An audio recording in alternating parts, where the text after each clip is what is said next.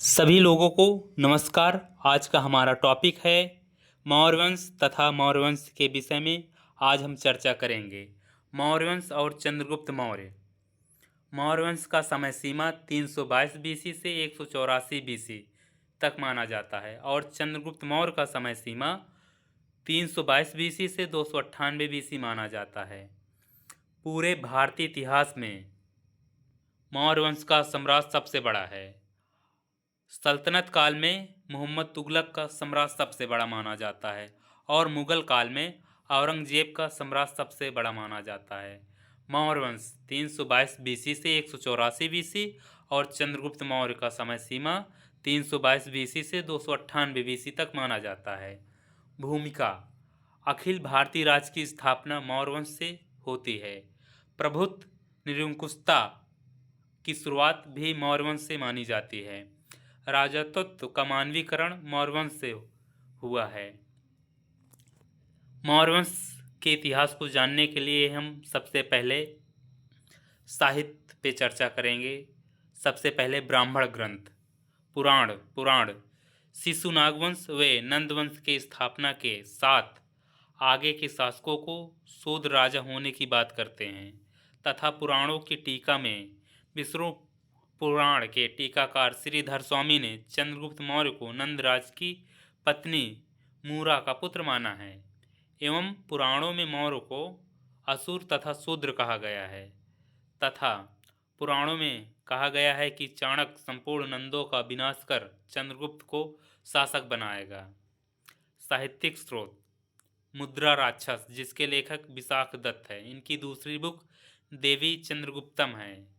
मुद्रा राक्षस को संस्कृत साहित्य का जाजूसी ग्रंथ कहा जाता है।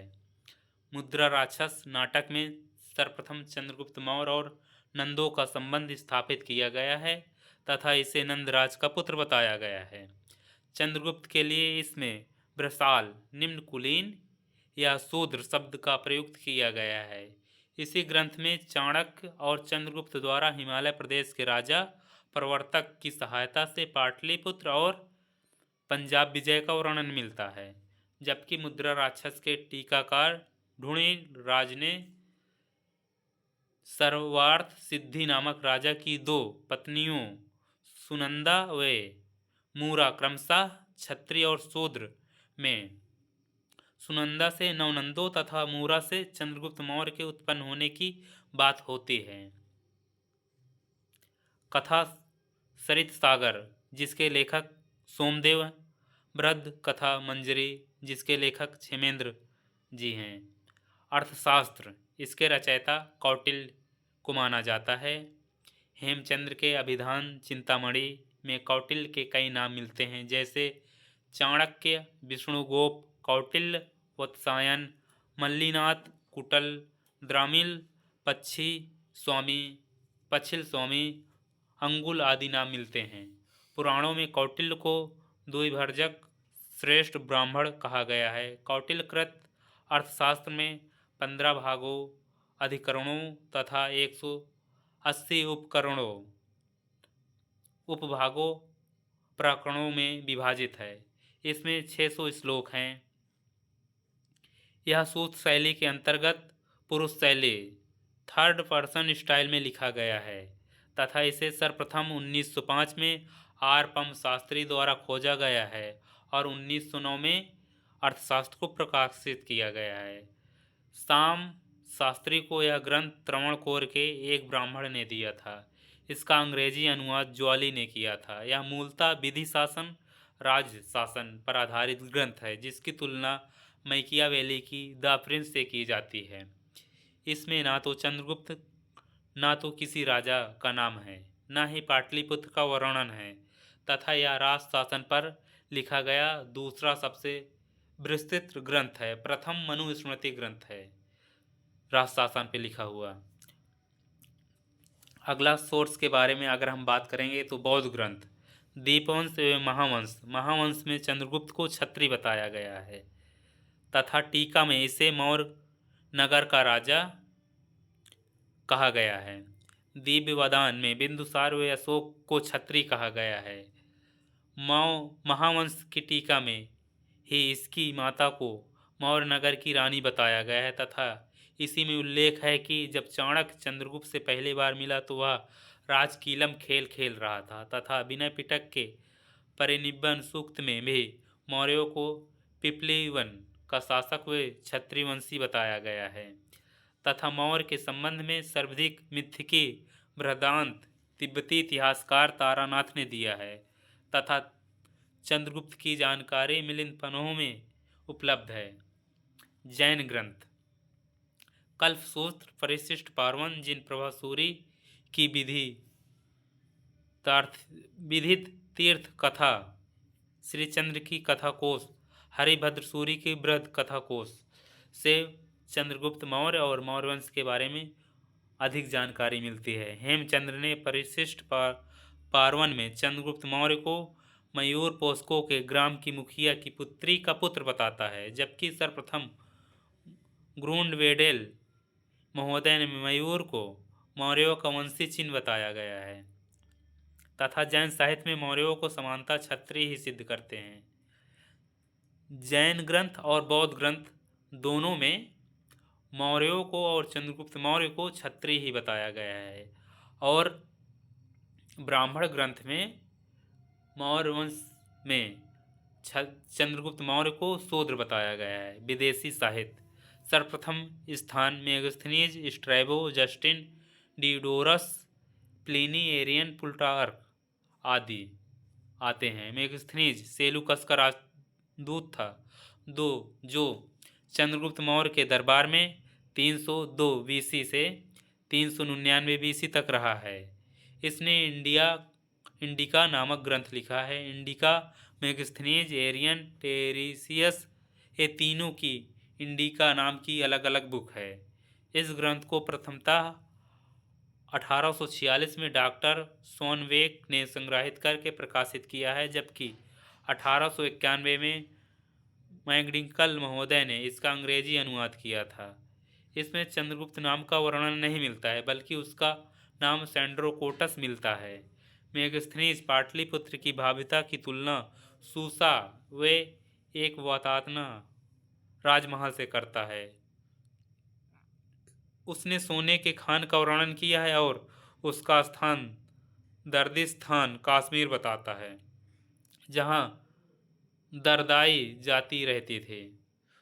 स्वर्ण खोदने वाली चींटियों का विस्तार से वर्णन हेरोडोटस करता है तथा चींटियों का आकार कुत्ते के समान बताता है जबकि निरयाकस इन चींटियों की खाल की तुलना तेंदुओं की खाल से करता है।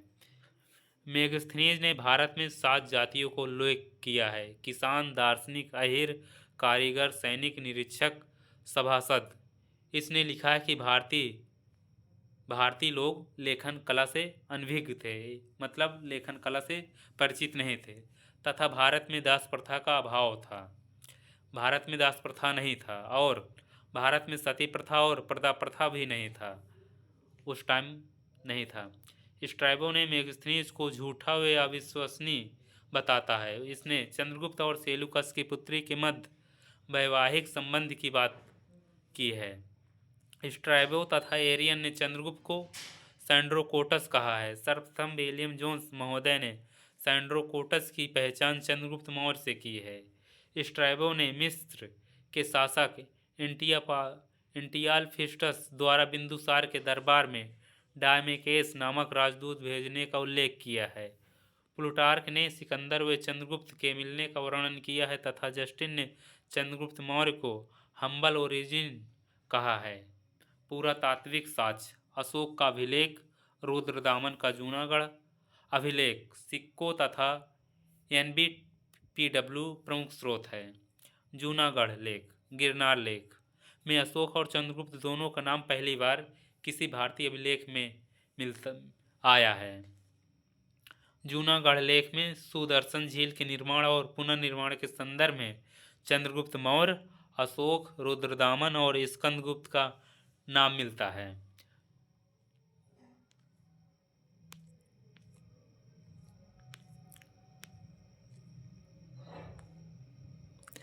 जूनागढ़ लेख, गिरनार लेख यह पूर्णतः संस्कृत भाषा का प्राचीनतम लेख है जबकि पहली बार संस्कृत शब्द धनदेव के अयोध्या लेख में आया है। जूनागढ़ लेख में सर्वप्रथम बिष्टि बेगार प्रथा बेगार तथा स्वयंवर प्रथा का उल्लेख मिलता है। सोहगौरा लेख गोरखपुर में स्थित है। यह संपूर्ण मौर्य काल का एकमात्र ऐसा अभिलेख है जो त्रामपत्र पर लिखा है। इस लेख पर दुतुल्ला या दो अन्नगारों के चित्र सहित कुल 7 आकृतियां बनी हैं। महास्थान प्रसारण लेख 1931 में यह बांग्लादेश के बोगर से प्राप्त हुआ है तथा मौर्य काल में महास्थान का नाम पुंड्र नगर था तथा यह भी लेख अन्नागार का उल्लेख करता है। प्राकृत भाषा एवं मौर्यकालीन ब्राह्मणी लिपि में उत्कीर्ण महास्थान लेख में काकीड़ी गंधक सिक्कों का नाम वे चित्र अंकित है तथा सोहगौरा एवं महास्थान लेख चंद्रगुप्त मौर्य के हैं। चंद्रगुप्त मौर्य जिनका समय सीमा 322 बीसी से 298 बीसी तक माना जाता है।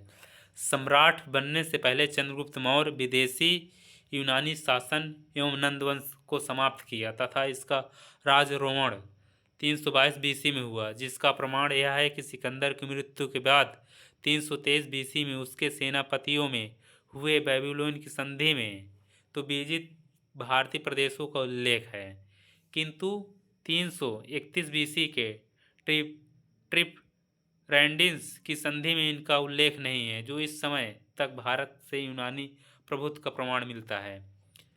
चंद्रगुप्त मौर्य को स्ट्रैबो एरियन व जस्टिन ने सैंड्रोकोटस कहा और निरियकस ने सैंड्रोकोटस, जबकि एपियानस व प्लूटार्क ने इंट्रोकोटस कहा।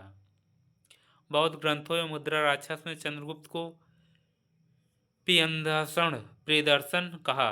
चंद्रगुप्त अशोक का नाम एक साथ जूनागढ़ गिरनार अभिलेख में मिलता है।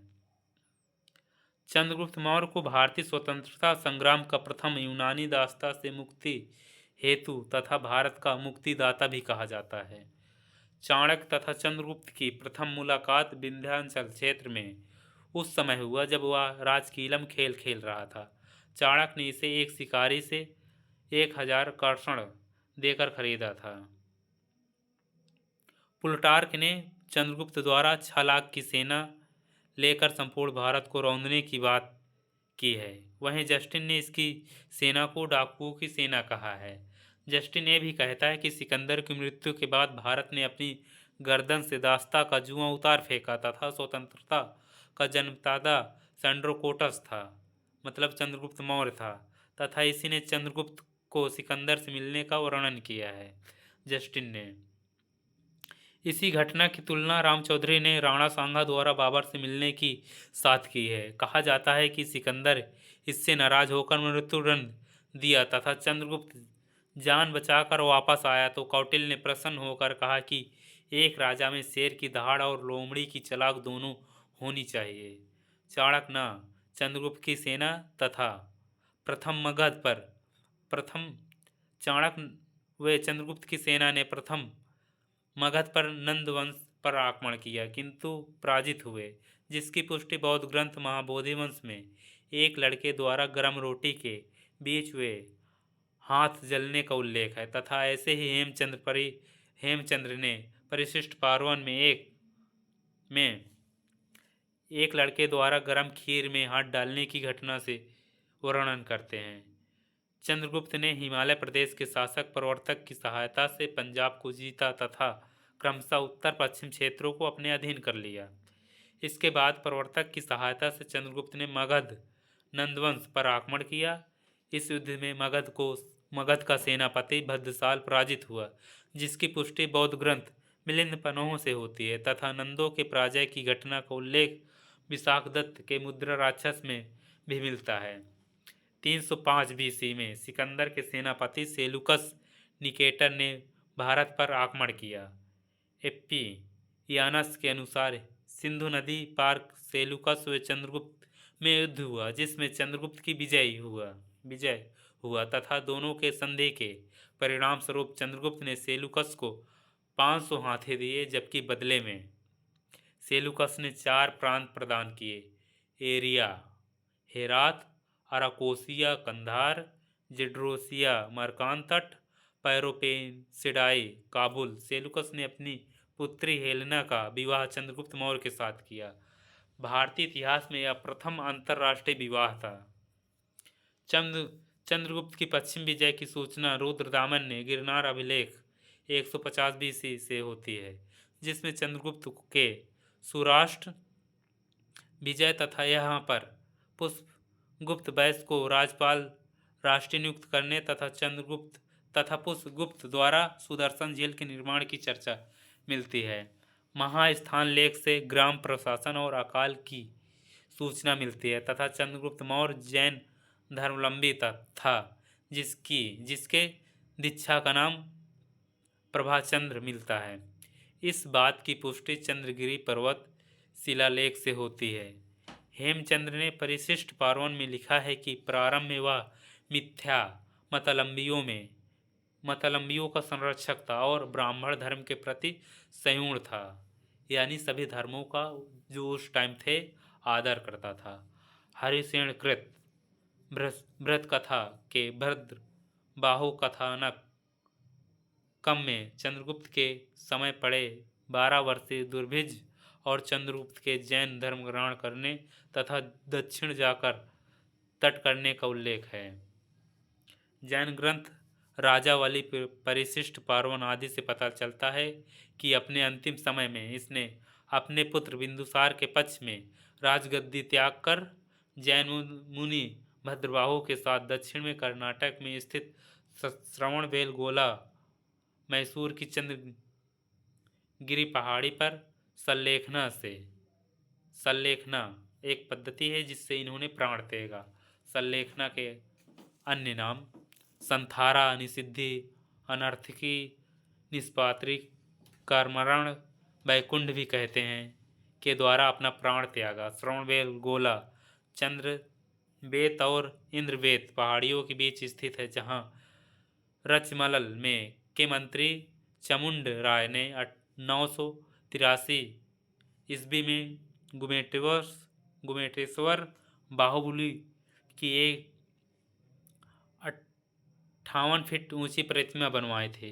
बाहुबली ऋषभदेव के पुत्र थे।